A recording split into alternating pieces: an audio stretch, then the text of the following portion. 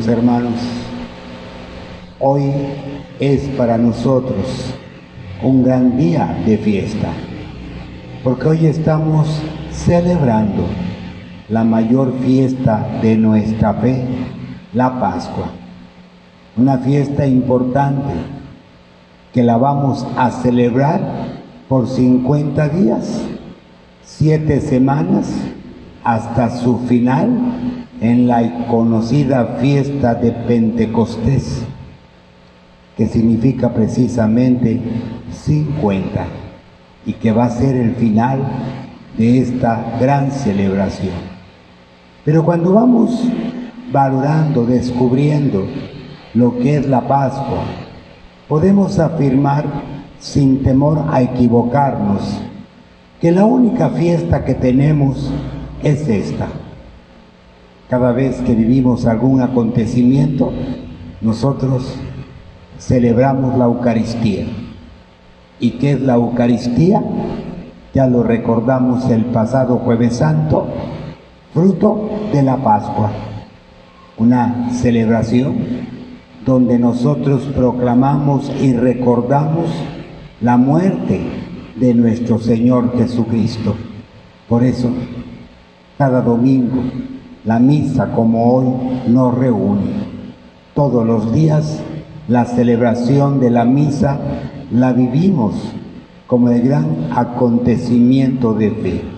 Y no hay evento que sea significativo en la comunidad cristiana donde el mayor signo, celebración de fiesta, sea la Eucaristía. Por eso, celebrar la Pascua es celebrar una experiencia que va a marcar toda la vida. Y la pregunta es, ¿por qué? ¿Qué es lo que hace que este momento y fiesta sea tan importante? La respuesta nos la da de manera muy sencilla y clara el apóstol San Pablo en su carta a los Corintios. Dice en este relato: si el Señor no hubiera resucitado, vana sería nuestra fe. Es la resurrección el acontecimiento central que hizo posible que los discípulos aceptaran, descubrieran como verdad todo lo que el Señor les había enseñado. Es el testimonio más creíble de su misterio divino. Esto lo acabamos de oír en la lectura del Evangelio que esta mañana hemos proclamado. El texto nos presentó lo que ese primer día de la semana, después de la Pascua judía, aconteció. María, la llamada Magdalena, fue al sepulcro al amanecer para buscar a su maestro, signo de algo natural para el sentimiento humano. Va a buscar entre los muertos a su maestro. El sepulcro es signo de la muerte. Nosotros a nuestros muertos siempre los buscamos en sus sepulcros. Y por eso, no tener un sepulcro donde está alguien muerto es sentir un dolor, una ausencia ante la muerte de un ser querido. Y cuando ella llega, su reacción es la de quien todavía no valora el misterio, porque ella va corriendo a donde se encontraban Simón Pedro y el otro discípulo a quien Jesús amaba, para decirles: se han llevado del sepulcro al Señor y no sabemos dónde lo habrán puesto. Noticia no de esperanza ni de alegría, sino de dolor y tristeza, porque todavía cree que ha muerto. El texto continúa: Y nos dice que salieron los dos discípulos, Pedro y el discípulo tan amado, que la tradición de la iglesia ha identificado con el apóstol Juan, corriendo enseguida para ir al lugar donde habían puesto el cuerpo del Señor.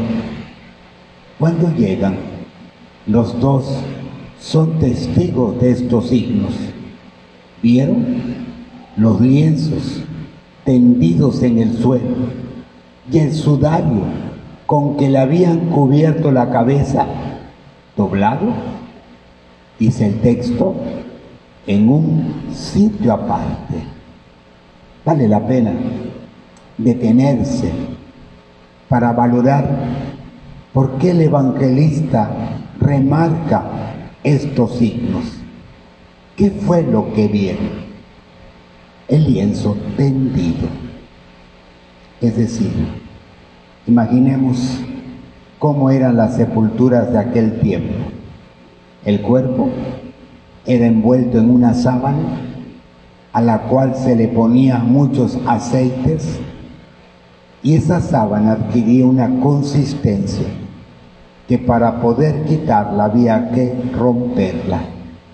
Entonces, el testimonio de los discípulos es sencillo.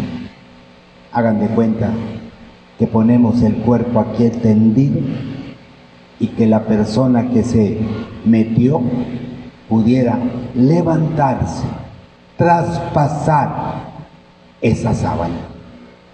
Eso fue lo que vieron. Un lienzo sin cuerpo, no violentado. Lo que había dentro se había desvanecido, no se lo habían robado. El otro signo que hace hincapié el apóstol es el sudario, con el que habían cubierto la cabeza, pero tienen el cuidado de decir que estaba enrollado en un sitio aparte, no con los lienzos en el suelo. ¿Qué mejor prueba para ellos?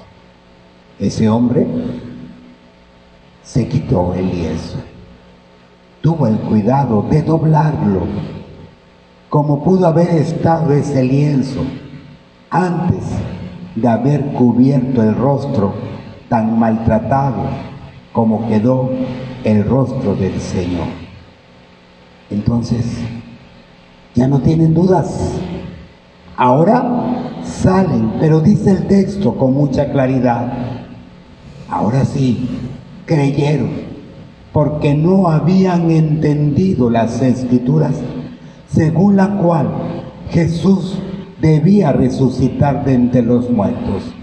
Ya no hay duda, ese hombre es Dios, la verdad de Dios queda manifestada. El hombre no tiene ningún poder para dar vida a los muertos. Este hombre tiene un poder, porque se le ha devuelto la vida, su propia vida, y eso solamente Dios lo puede hacer. Y de ahí que ahora salen con alegría, valientes, dispuestos a anunciar lo que este hombre les había dicho. Y la primera lectura ya nos presentó la imagen de un Pedro ya no miedoso, ahora valiente, convencido, hablando de su experiencia. Y su primera predicación fue dar testimonio de esto, de que ese Cristo que había sido crucificado, Dios lo había resucitado de entre los muertos. Tan convencido estaba, tan alegre de esa noticia, que no tiene miedo de hablar, como lo escuchamos aquella multitud reunida en torno a él. Y dice el texto que eso logró que ese día fueran cientos de personas las que creyeran en Cristo. Esta es la verdad de la iglesia. Esta es la fe sobre la que se sustenta todo lo que hemos creído.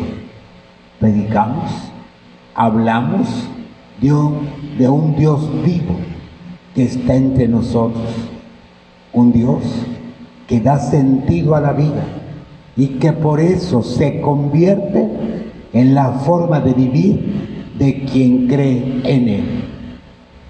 Dijo el apóstol Pedro, damos testimonio de su vida, no de su solamente resurrección, de la vida, del poder de Dios, que ahora se expresa en la forma de vivir.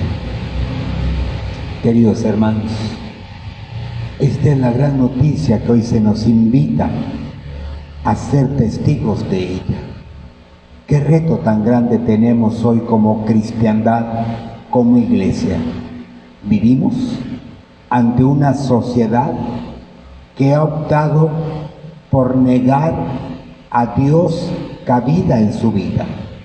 Tiene ya algunos años que esta sociedad dice y enseña que Dios es una idea inventada por los hombres, que la religión es una experiencia que no es buena, que impide la felicidad de los hombres.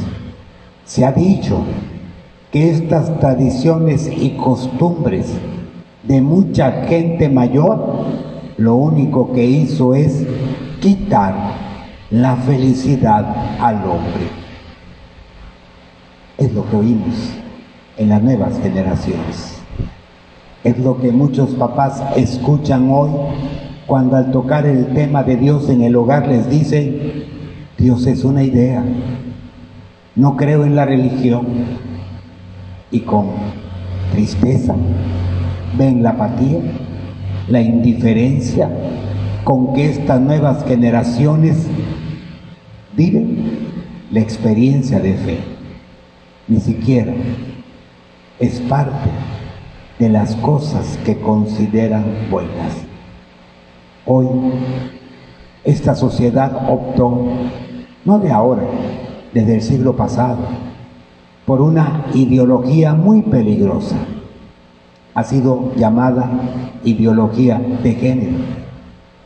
Una propuesta al hombre muy peligrosa, porque está centrada en la idea de que solamente el placer del cuerpo es lo que hace al hombre feliz.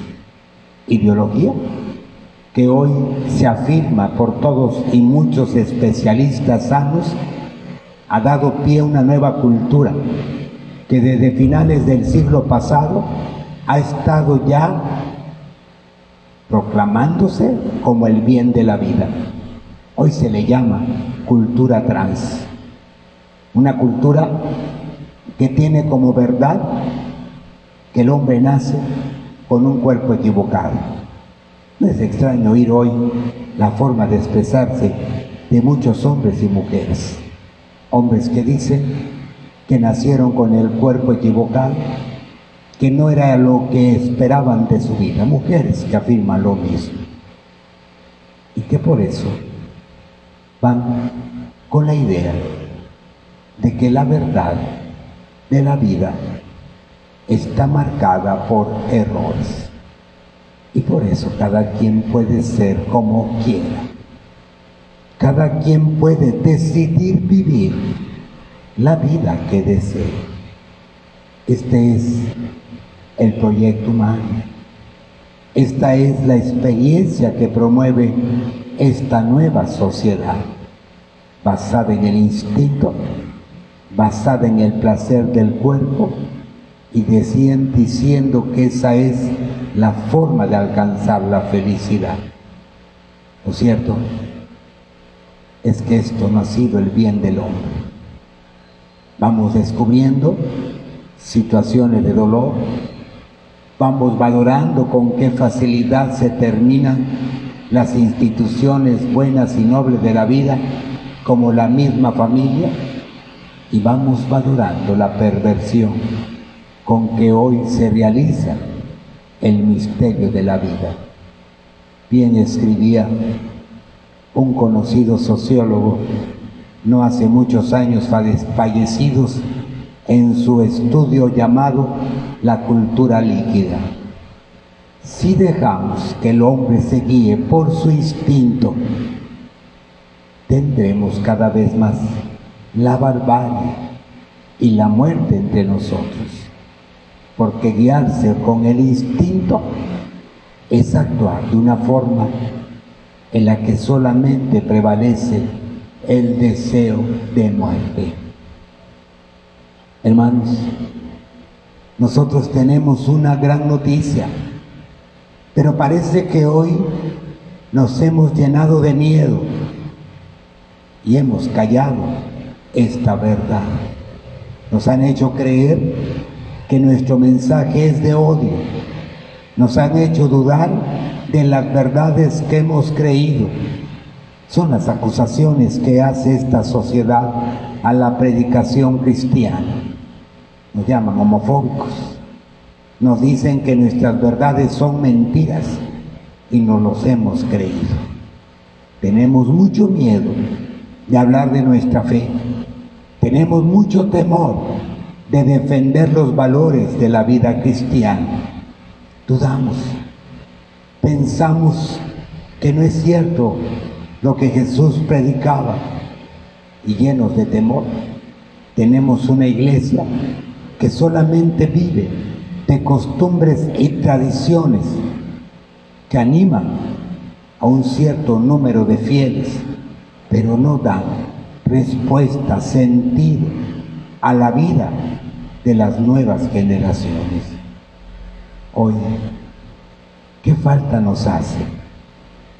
Como Pedro, como Juan, como María, convencernos de la verdad de Cristo, de hacer esa misma experiencia, hablar con valentía de lo que hemos creído, dar testimonio de la vida de Cristo.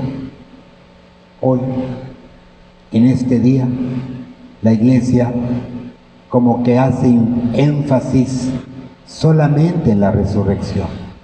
Anoche, los dos signos, muerte y resurrección, con el deseo de que haya el compromiso, el interés de renovar nuestra vida en el bautismo, con la conciencia de vivir la vida de Cristo en nosotros. Decía una exhortación de un conocido sacerdote que dedicó mucho tiempo de su vida a los estudios litúrgicos de la Iglesia, hablando del por qué cada año se le debe poner el año al cirio que se bendice y se enciende, porque dice de una forma tan simple: cada año la Pascua nos renueva y compromete una vida nueva en Cristo. Por eso, como pueden ver en los cirios, este año lleva grabado de qué año es, 2023.